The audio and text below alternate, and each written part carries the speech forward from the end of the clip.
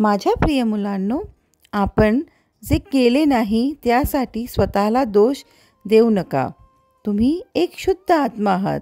म्हणूनच मी तुला या जन्मात माझी पूजा करण्यासाठी निवडलं आहे. काही दिवस मेहनत कर. त्यानंतर तुमचे गुरुद्वारा तुम्हाला आपोआपच एक नवीन मार्ग दाखवला जाईल आणि तुला जे हवं आहे ते तू प्राप्त करशील.